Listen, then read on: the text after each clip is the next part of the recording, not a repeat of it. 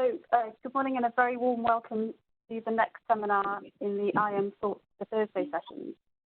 It's Mental Health Awareness Week, and this week's session is all about mental health and well-being. Thank you so much for taking time to join us during these unprecedented times and to connect with us, bringing our clients, communities and colleagues together. So a very brief introduction to me. I'm Lucy Nichol, a partner in our Quarter Protection team and regional managing partner for our Newcastle office. I'm also a healthy mind advocate, which some of you may know as a mental health first aider, and for the day job, I'm a professional deputy in our Court of Protection team. As a professional deputy, I'm appointed by the Court of Protection to manage damages awards for clients who suffered serious injury either as a result of road traffic accident or medical negligence. Over the last 15 years, I've worked alongside many clients and families that are experiencing mental health issues and require significant support from many professionals.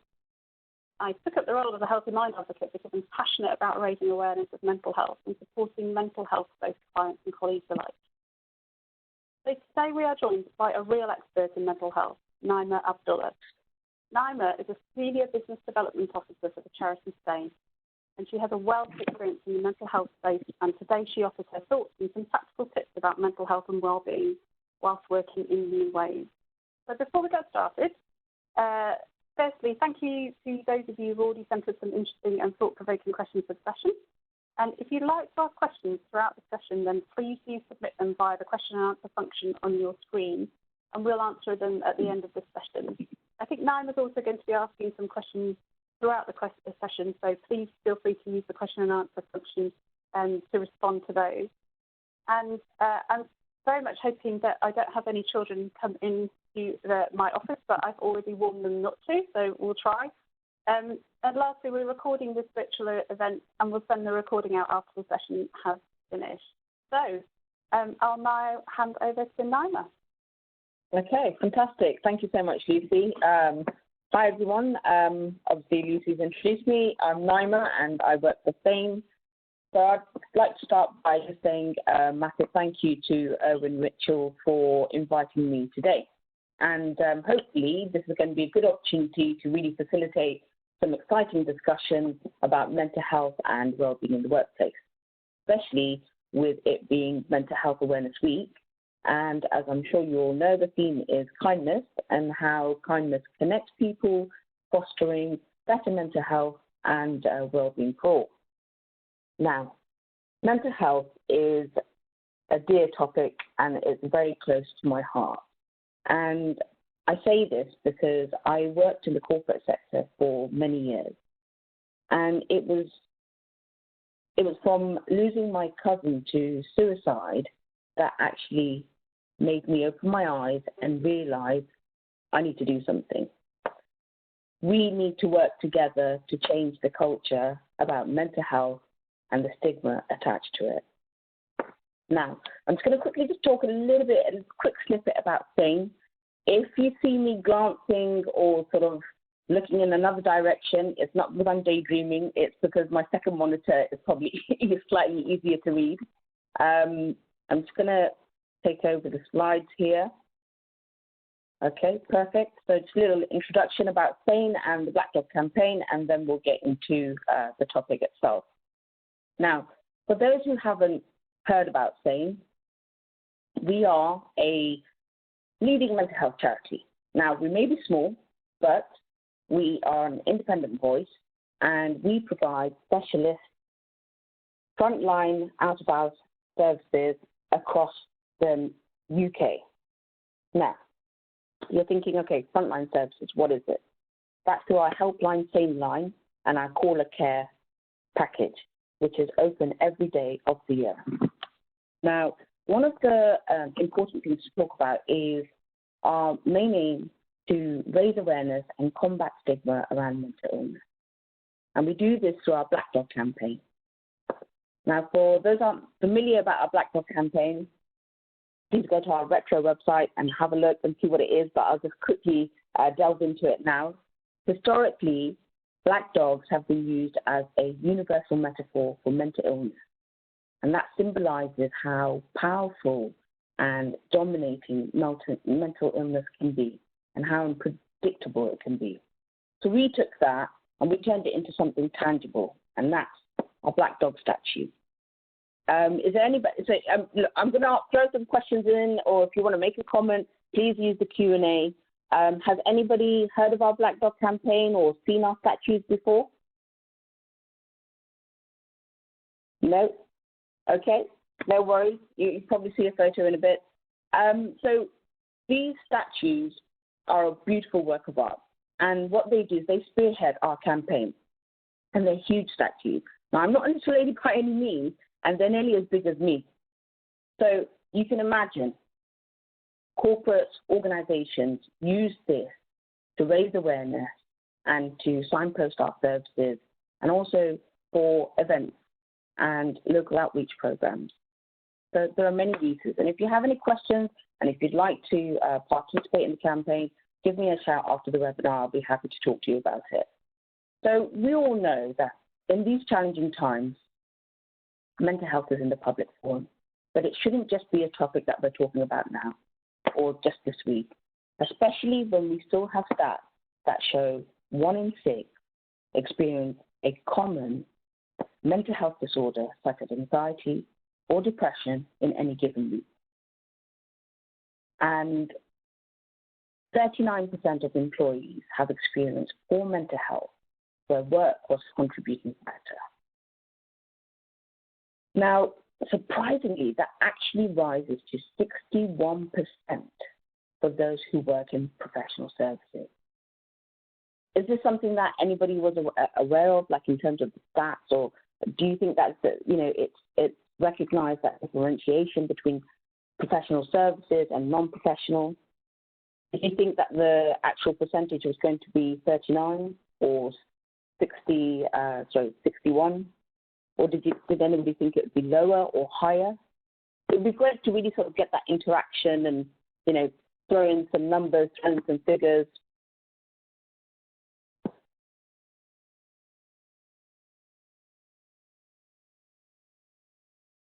Sorry, I just going through my my slide deck. So, now, poor mental health cost UK employers a certain amount each year. Lucy, do you have an idea of how much it costs UK employers? I would say in the millions. That's my hopefully educated guess. Yeah, okay. £45 billion a year. And that is a rise of 16% since 2016. Now, you would think that the trend would be decreased, especially when we're talking about mental health and we're aware of mental health and well-being. But unfortunately, it's not. And the main contributors to this are 3 elements, and that's mental health-related presenteeism, mental health-related absenteeism, and staff turnover. Now, for most companies and organizations, the focus has shifted from just a financial responsibility to now social responsibility too. And historically, mental health wasn't spoken about, but that is changing, and today is a perfect example of that. Now, I'm going to ask you again, Lucy, do you have an idea, or if anybody else wants to answer for this as well, can anyone tell me how many hours do you think we spend at work over an average career that spans 50 years? Just a ballpark figure.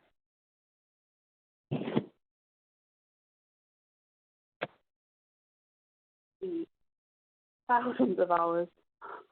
Thousands and thousands of hours. Okay, so it's 100,000 working hours. Obviously, for those who haven't retired early and gone to the Bahamas and drinking pina colada on the beach, but for the average 50-year career, over your lifetime, it's 100,000 working hours. That equates to 11 and a half years. That's a staggering amount. And it's mind-boggling to think that a place which is like our second home, obviously different in times of the pandemic, but it's still an area that we struggle to talk and be open about mental health. And that shouldn't be the case. Now, especially now with the pandemic and having to work remotely from home, and feelings of isolation means we are facing new challenges, never experienced before, and that require understanding and support. Now, sorry, bear with me 1 second.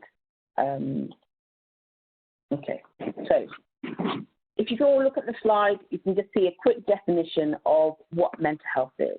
So it's a state of emotional and psychological well-being in which an individual is able to use his or her cognitive and emotional capabilities, function in society, and meet the ordinary demands of everyday life.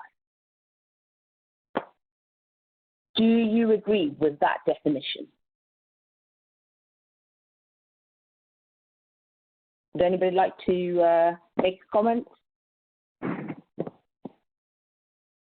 Lucy, what do you think? Yeah, I think that is a good description of it. I think in particular the part that says meet the ordinary demands of everyday life as well. I think that's a very good way of phrasing. Absolutely. So today, the 3 main elements that I'm going to touch upon are facing new challenges, understanding work-life balance, and coping mechanisms. Now, I know obviously during lockdown and during this pandemic, we're all facing new challenges that we haven't come across before. And I can tell you that usually my partner and I, we're both very busy. We've got a very busy work life, very busy social life. So, we hardly see each other at times, and it sort of works okay. And now, obviously, with lockdown, we're together 24/7.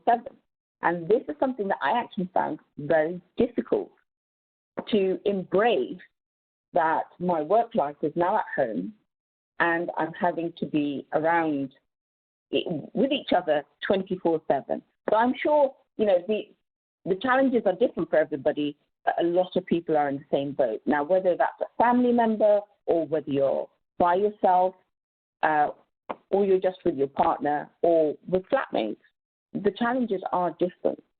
And it's about understanding what are these challenges and how do I deal with them. Now, with many people working from home, you have to think, okay, you're facing a lot of pressure, you've got heavy workloads, you've got long hours, and, there are going to be times when you experience stress and anxiety and depression. And it's important to understand, can we see the symptoms? Can we look for those warning signs? Can we differentiate? Is it just I'm stressed today, or is this chronic stress? Is it developing into anxiety? Is it developing into depression? This is why it's important to talk about mental health, because we're going to educate ourselves so we can understand ourselves and understand the people around us. It's absolutely cool. Lucy, can I ask a question in terms of what do you find now that you've been obviously working from home, things that you have that have affected you? Oh, goodness me. It's very challenging at times. I have 2 children, so I've got a 10 and a 12-year-old. When we first went into lockdown, my role as a deputy and as a leader in the business, I was constantly out seeing clients, and I was constantly all over the country. And all of a sudden, I stopped doing that. And then all of a sudden I was at home with my family, and it's just a completely different way of working. I found the first few weeks, 2 to 3 weeks, incredibly frustrating, and you said that in your slide, that one of the things I found difficult was the days where I felt like I wasn't achieving very much, particularly because it took us a while to get used to homeschooling, and it took me a while to personally adjust to working from home, and suddenly I like working from home, I really do, and I've done it on a regular basis, and I've always worked very flexibly, and I've always had the opportunity to do that, which has been brilliant, and it's suited me and my family life. But all of a sudden, working from home with my children felt like a little bit more than I could cope with to start with. So I tried to control the situation, which I quickly realised I couldn't, and then I had to let go of quite a lot. And so I have found it very challenging. Particular challenge for me is making my personal challenge is making sure I have those boundaries between home and work, and that is quite difficult. So And Yeah, that's absolutely. Always, that's, And you really hit on some important points there in terms of productivity and being overwhelmed and having to juggle so many different things and the pressure to balance it all. So it's sort of looking at what are these challenges and trying to see what fits you best. Now, we can sit here and we can talk about simple messages in what to do and what not to do, but ultimately it's what works for you. That's what you have to look at. What is the perfect blend for yourself? So I know that obviously I asked you the question in terms of, how things have affected you. I thought maybe it might be interesting to hear how you actually found the right work-life balance that works for yourself. I would say it's about letting go of the smaller stuff and recognizing that some days are good and some days are bad. And so essentially, when I stopped trying to control everything, I just let go of the homeschooling for us has been quite challenging. So my husband works as well. So being able to work flexibly is work. So I've split some hours around. And then my team has been good to know that, I've just said to my team, I won't be able to come back to you as quick as I would like to. But just finding and connecting with other people in teams to say, I will come back to you, I'm trying to do my best, that kind of thing. So I have found that I need to be quite strict about saying, right, I'm going to stop at a certain point in the day, and that's it. And I try to do that as much as I can. I also try to tell the kids at the beginning of the day, listen, I've got a seminar between 10:30 and 12, please don't come in. So that it's not me yelling at them and kind of push them out the door, that kind of thing. And so we try and have a bit of a chat in the morning about what we've all got going on that day, so that we can all kind of work out if we can find some time for half an hour of lunch. And then my biggest thing that I've worked out to sort of boundary blurring of home and work is if it's a nice day and I'm going to go outside for half an hour, don't take my work phone with me, just leave it inside. So yeah, I'm trying. I'd say it's a work in progress. Well, that's brilliant. And, you've really sort of like hit on a lot of the main areas, and that is, creating a routine. Importantly, setting those boundaries, knowing in terms of when you work best, how you work best. It's just, obviously it's different. It's very subjective on how you do it. But there are these little steps that you can take in order for you to get the right blend for yourself. Now, for example, creating a different zone. I know in my area, I live in it's an open plan living and dining space, but for the both of us to work together, it wasn't possible to work in the same room. So it's now the case that one person works in the bedroom and the other person works in this, and we've then zoned the areas. So this space is my office space, then we have our living space, and that zone is for downtime, family time, relaxing. So it's about sort of understanding and creating these spaces that this is what you're going to fulfill. These are your objectives here. There are little things that you can do. So, for example, setting 2 to 3 objectives a day, whether it's personal, whether it's work, but ensuring that we do these things to know that, okay, I'm going to set these small tasks, going to achieve them by the end of the day, and you get that small gratification that, yes, I've done it, and it hasn't been overwhelming, and the pressure hasn't stopped you from doing that, because we need that. That's important. Another thing is not many people maybe consider when is their most productive time. Are you a morning person, or are you an afternoon, or are you a night creature? You've got to try and find out when are you most productive and use that to your ability. Talk to your support team, talk to your managers, and make them understand that, okay, I need that flexibility to be able to work for when I'm most productive. Would you say that's agreeable, Lucy? Yeah, definitely. I agree. I think I've tried all sorts of different methods, including the getting up very early and being at my laptop at 6 o'clock in the morning. I've tried working late at night. So yeah, and I think it also depends on how you're feeling as well. You know, if you're quite tired, then, you know, just to say, right, that's it, I'm done at this time of day. But yeah, I agree with that. I know I'm more productive in the morning, so I try to get started early. But absolutely, and then also it's sort of trying to understand that you know, you are going to have days when you're not going to feel so productive, and you know, you're going to feel affected where you haven't achieved very much. But it's about those small steps. Yes, you may feel down in that moment, but then you have to try and think, okay, what can I do to counter that? What can I do to make myself feel better for the next day or for the next, the next hour? It's about trying to understand really how you would work and what works best for you. Now, one thing that is always very difficult is saying no.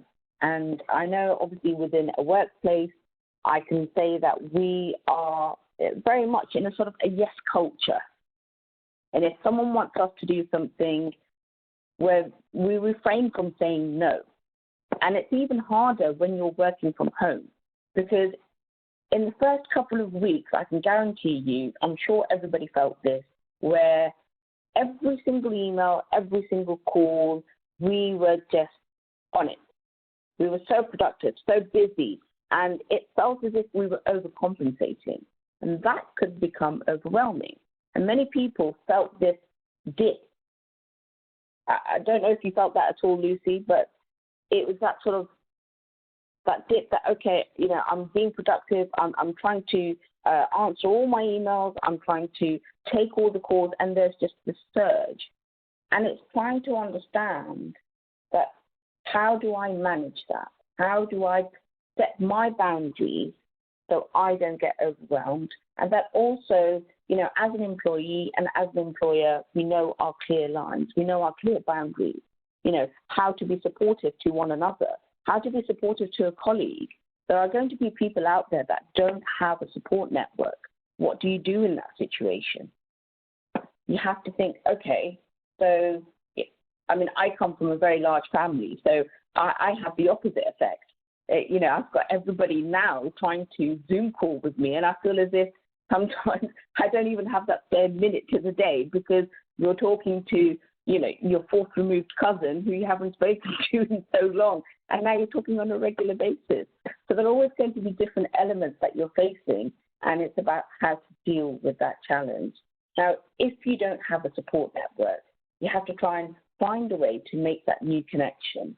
Maybe join peer support groups or talking therapies, but essentially you have to look after yourself. And it's important, especially with Mental Health Awareness Week and the theme being kindness. Sometimes I find that it's easier to be kind to others than to be kind to yourself. And that's very, very hard. I don't know if you encounter that at all, Lucy. Oh, yeah, certainly. Yeah, certainly. I think I know that this week across the business, there's been lots of activity around Mental Health Awareness Week and the theme of kindness, and that's been really, really good to see. That I agree. Sometimes you start, as a manager, you can spend a lot of time supporting other people, which is important. It's really important to connect and make sure we're all connected together to support those people that need it. Yeah. Absolutely. So just to maybe sort of talk about what can employers do to support you, and you can see on the slide deck there's just a few pointers there to sort of show how they can support you with your well-being, obviously during this challenging time, and some really important things.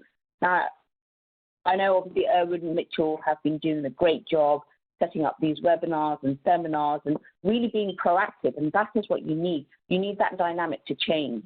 You need to have that platform where you feel, I can be open, I can talk about it, because that is the first step to changing that perspective and to changing that culture. And we need more companies and more organizations doing this. So if you feel empowered to speak up, you won't have that fear, you won't feel that anxiety, that stress of being able to go to your manager or go to your colleague to say, this is how I'm feeling. Let's create that culture where staff feel empowered. We need to be supportive to each other. One thing, I'm not sure whether Mitchell actually do this. Do you have one-to-one well-being calls? Yes, absolutely. Yes, we are now. We have video conferencing facilities, which are fantastic, and our one-to-one forms, very much the first question on the one-to-one forms is how are you feeling and how is your well-being. So that's very much placed at the very top. I know that we've done a significant amount for well-being for all the colleagues across the group, and we have lots of colleagues who can access internally the website. We've got an intranet. We've got lots of things for people. We've had external speakers come in as well for colleagues so that they can hear about other people's perspectives and get as much training. Or managers have had online training. It's all been moved online for wellbeing training as well. So there's plenty to access. It's been really good. Oh, that's fantastic. So you've got a wealth of resources that is easily accessible for everybody. And I think also what a point to sort of remember is when you're going to, say, for example, your manager or to a mental health champion or a first aider within your workplace, you should be able to be free to be able to talk and understand that there is no judgment there. But sometimes that's really hard, especially if you have, if you're feeling certain symptoms or you are suffering from a condition.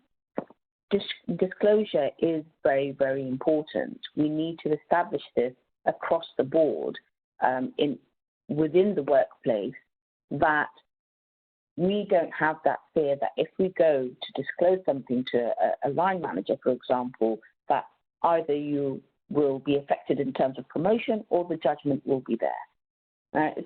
It's something that's not necessarily spoken about, but it's very important to make sure that that is very clear.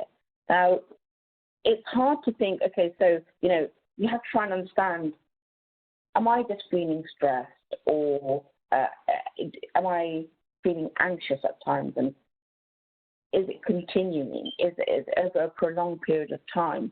You can sometimes find that these symptoms manifest into physical symptoms.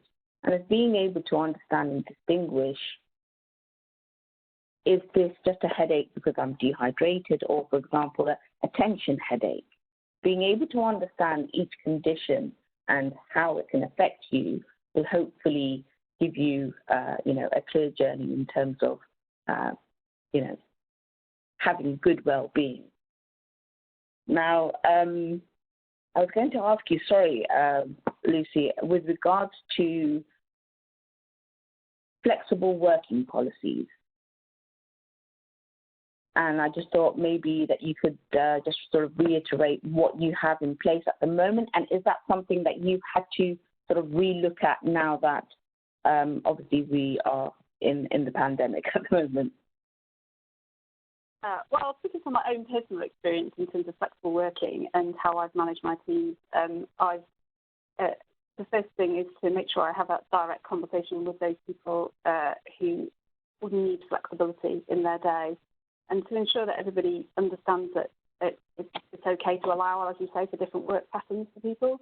And so we have lots of different, we've tried very hard to make sure that we can accommodate as many people as we can. And even before the lockdown, the flexible working policy is very clear for all colleagues across the group, and they can access that policy and discuss that with their line managers. And I think what's important is to be able to, when there is a crisis, such as a lockdown, is to be able to test that, and it's testing our well-being policies, which have held up very well in times of crisis. And so, we do have plenty of discussions around flexible working. I think the point also is that sometimes things change. As you said earlier, I've worked with some colleagues where things have been going along pretty well, and then all of a sudden something's changed, and so we need to pivot quickly and look at how we can support them again. So, it's very much an ongoing discussion. Yeah. Okay. Fantastic. That's brilliant. I know that obviously, we all know whether you're watching the news on a daily basis or whether you're limiting how much, in terms of news that you're watching, going back into the office, that's a concern. How is it going to happen? The transition back into the office. It's important to make sure that it's a supportive transition. And obviously you can see there are good policies in place, but importantly to know that if you do have any concerns, and if you don't want to, say, for example, approach your manager, as long as you can have someone within the workplace that you can go to and tell them your concerns, that is crucial. And we find that having, obviously, mentor schemes or mental health first aiders and champions is the starting point to that. Now, I know it's like winning the lottery, really. You don't really know when we're going to go back to the office. But do you think there are certain concerns in terms of sort of working hours or how it would be? I'm not sure about the size of the office itself, but is that something that's being discussed at the moment? And is that transparency there for employees to know, okay, this is what's in the works? From an Urban Mitchell perspective, it's definitely an ongoing dialogue. I think that's also a question that I would throw out to everybody else: is what is everyone else doing? Yeah. So I think this is the thing, because obviously it's still all a bit up in the air, but it's about just I think when I've spoken to other corporates, they're just trying to keep people in the loop. There's just a call or an email to let them know that, okay, this is the situation. These are the sort of the areas that we're covering. Things aren't obviously certain, but it's about keeping in the loop and giving people that assurance. And that's what's really sort of made a difference when it came to sort of like staff morale. One thing I would say is in terms of just say a few steps or a few sort of strategies that you can put in place, coping mechanisms. Now we've discussed quite a lot here, and I'm sure there's a lot of information for you to take away. But just a few pointers near the end is very simple message. It's come up with a daily routine. Try and limit your social media, because we have this always on culture that, obviously we've got our phone to our hand. It can be very difficult to sort of separate that work and that sort of, social life and just, leisure time. And it's about setting those boundaries. Number 3, be kind to yourself. Exercise, go out there, be active, and importantly, stay connected. Now, it's essential to understand that, we have to understand ourselves better in order to try and develop the coping mechanisms that work for us best. And hopefully, we can take that time and just think, okay, the resources are there. I've got a good supportive work environment. If I do have any concerns, I can go to people, I can speak to them. Don't be afraid to talk. Have that on the tip of your tongue, that this is the culture that we're changing. We are changing that perspective, that we're not afraid to talk, and hopefully, we're going to be working together to really sort of support mental health and well-being within the workplace, and you'll see that, that dynamic make a massive difference.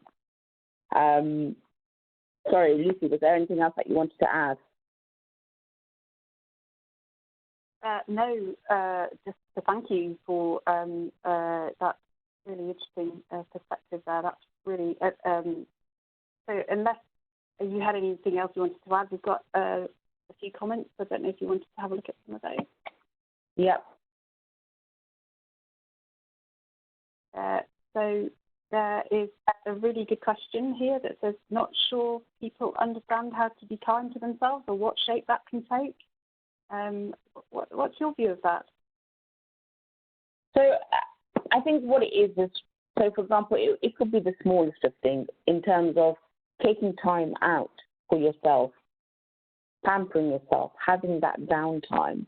I know, for example, from my own experience, I have a large family, and it's very much a case that I'd always be sort of running around doing this, doing that. But sometimes I don't make that time for myself to think, okay, hang on a second, I just need to take a breather, or I need to take a moment out and understand that actually maybe I don't feel so great on this day and I can't do this. It's sort of understanding what your needs are, and it could be the smallest of things, but really just something for yourself, whether it's mindfulness or it's a yoga session. It could be anything that you enjoy.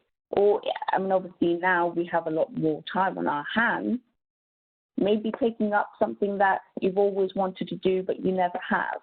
So that could be the act of kindness, but to yourself. Yeah, very much so.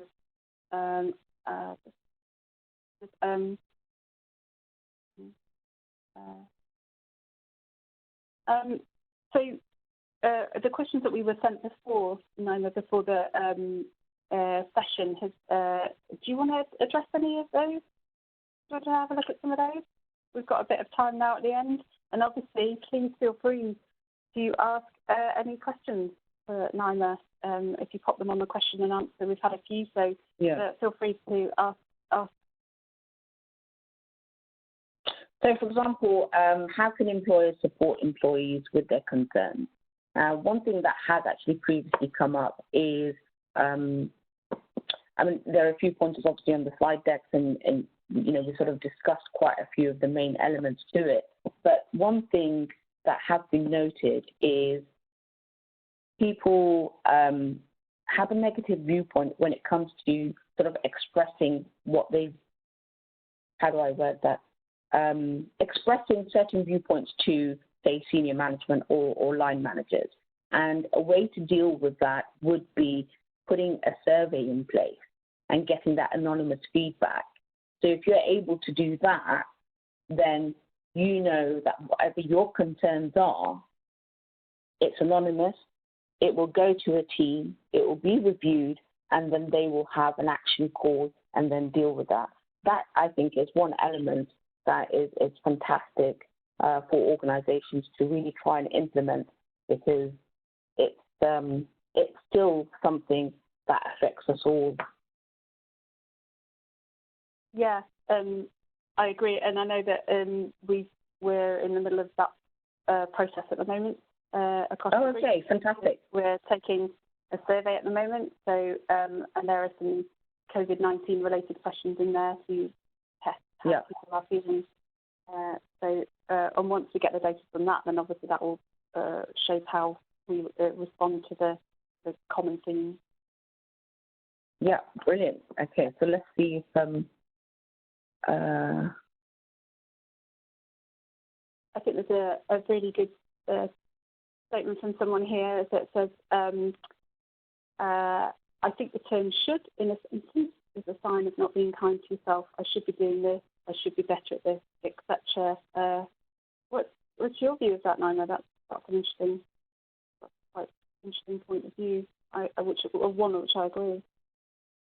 Yeah, 100% actually. I would say that is the case, because it's always sort of prolonging something that you want to be doing, but you're not. I should be doing it.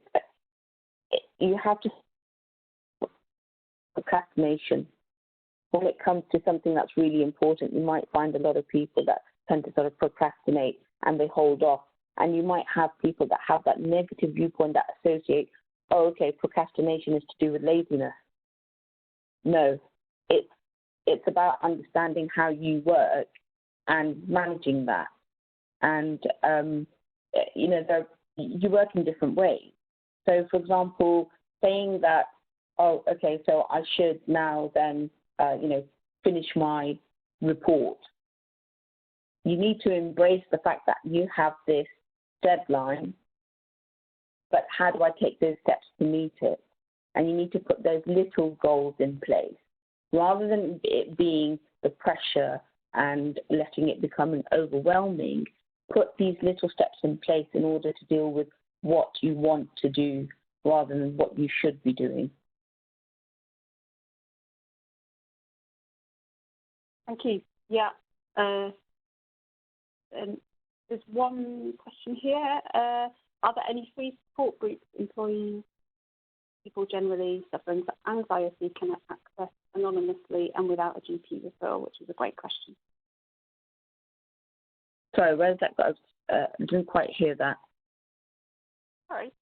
Are there any free support groups employees, people generally suffering anxiety, can access anonymously and without a GP referral? Oh, yes, absolutely. There's a wealth of resources out there, and what I can do is send you these links, signpost you these websites that you can access. But, feel free to just sort of go online. And currently now, obviously, with COVID, a lot of organizations, a lot of charities are allowing access to, a wealth of resources, whereby you've got peer-to-peer support forums, you've got places where you can just sort of have online therapy, online support, or even just to talk. If you don't feel like you want any therapy, you just want to talk to somebody, you just want to let it out, there are many resources out there, and I can send you those resources across to you.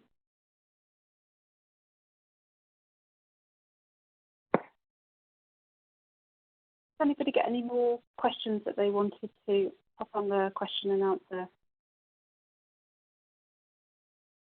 Quick look. I don't think there are any more questions at the moment. So, Naima, I was going to ask you the question. You asked me the question, how do I manage my well-being at work? Perhaps I might ask you the same question back, where we say that it's taking time for ourselves. How do you manage that? So, well, initially it was a little bit difficult because it was about sort of understanding myself, and really sort of, when you are a creature of habit, you don't realize what these habits are and how they affect you. And I think for myself, it was really sort of understanding that actually, this small habit may have a negative impact, and trying to find a more productive way to do something differently. And for me, essentially, it was the case of having the routine. So obviously, now that I was working from home, I'm very much a creature of habit. I have to. It was good in terms of, I get up in the morning, I'll get dressed. I won't be in my pajamas. Obviously, it's different for different people, and what works well for you. And for me, I found that putting these routines in place and essentially differentiating my time between my work life and my home life and my social life, that made a massive difference to me. Because when it all sort of became one and blurred into one, it was very difficult to manage. And that's when you get those feelings of being overwhelmed, and you can become stressed. And then when you're stressed, it's like you can become anxious. So for me, I understood, have my areas, have my zones, have my routine. So I know, for example, even if I want to take a Zoom call for my family, I don't do it in my workspace. I have a different area for that. So it is about what works best for you, but routine, whatever your routine may be, is always good. Fantastic. And I have another question, if you don't mind. So in your role in Spain, and obviously you're talking to lots of different businesses across the UK, how have you seen the response from businesses generally to the COVID crisis in terms of well-being and Sorry, there's interference on the line. If you could just repeat the last part. How have you seen the response from businesses across the UK in terms of mental health and well-being during this crisis? Sorry, apologies. It's all right. In your role as the business development officer and speaking to different businesses, what responses have you seen to the COVID crisis? Oh, we've had an absolute surge of contacts, And I mean, obviously, there are many mental health charities out there. What we tend to do is, obviously, we're very specialist in the frontline services that we provide. And for myself, mainly working with sort of corporates and organizations, an absolute influx of contact. And it's sort of seeing the many different sizes. And the thing is, it's like we all may have an idea of what may be best and what may work, but depending on the size of your organization, that would actually determine the right structure to have. So for me, I found it really interesting. So, for example, if it's a company of 100 employees to a corporate over 1,000, the structure and the framework that you can put in place, how would it be most efficient and most productive? And especially in the times of COVID, because we're facing these new challenges. Everybody is now working from home. You don't have the resources initially that you did have within the office, and then it was sort of setting up new IT systems and sort of understanding how we're all going to communicate as a team. And it's sort of like dealing with issues that I had to deal with myself, but obviously on a larger scale, but with partnerships. And what's amazing to see is that how quickly people are putting the right support networks in place and the right initiatives. That's fantastic to see, because I can tell you, when I was working in the corporate sector over 15 years ago, it was very, very different. And, we didn't talk about mental health then. So if you had an issue, say, for example, someone was feeling down and they didn't want to come into work, you could not at that point go to your manager and say, actually, hey, I need time off. It would be, you haven't broken a leg, so why? But that culture has changed. And to see organizations and companies from small to large to global making that difference, having that dynamic now, it's fantastic. So it's really, I feel like it's, times are changing. Yeah, I agree. I completely agree. Yeah. Yeah. So I was going to ask you, sorry, Lucy. No, please go on. I was just going to say, you've been with Owen Mitchell for quite a while, for about over 10 years, did you say? No, I've been here for 2 and a bit years, 2.5 years now. Yeah. Oh, sorry, apologies. And so what would you say in that time frame, how much of a difference have you seen in the progress with regards to mental health and well-being? Yeah, all the time. The progress is all the time. It's very much at the top of priorities, and during this crisis, it's been a top priority for colleagues, and ensuring that, as I said earlier, I think in times of crisis, it's when it's tested. So if we've shown as a group that it has been tested, and the feedback from colleagues has been really good. And I know that from a personal perspective, I feel very supported. I've got lots of challenges in terms of working from home and making sure that I get everything done. And I know that I do feel very supportive. It has been fantastic, yeah. And we knew, we've responded well, and I think the ability to connect with individuals in the way that we have, we've been able to do that quite quickly as well. Like you said, the responses have to be quick, and that's what's happened. Yeah, that's fantastic to hear. And I think one important thing that you said, many important things you said there, but one that you highlighted was connecting with people. And, you're going to get many people that are isolated and that don't have those networks. Maybe you could we could all take 1 minute out of our day just to give someone a phone call, whether it's a colleague, whether it's a neighbor or someone from your community, and just be like, I'm here, and, let's have a chat. Or even if they just want to talk and you listen, let's connect with people, and, let's be kind to others and kind to ourselves. Yeah, very much the theme of the week, isn't it? Kindness, Yeah, without any doubt. absolutely. Without any doubt. Has anyone got any more questions they wanted to add on the question and answer? If not, then we'll finish there. And well, first and foremost, a huge thank you to Naima for her experience and knowledge. That's been really interesting. It's so fantastic, like you say, to have this conversation openly, and I think that is fantastic. We have a website, the Owen Mitchell website, so please feel free, everyone, to have a look at that, which has a wealth of information in there. If you have any questions, you can send them to events@owenmitchell.com, and there was a short survey at the end of the session. If you could, I know everyone's very busy, but if you could take time out to possibly complete that, that would be fantastic. So thank you again, Naima. I've really enjoyed that session, and it was lovely to speak to you. Thank you, everybody. Thank you so much for having me. And, apologies once again. This whole sort of webinar virtual platform is new to me. I'm more of a face-to-face person. So thank you for everyone's patience on putting up with me.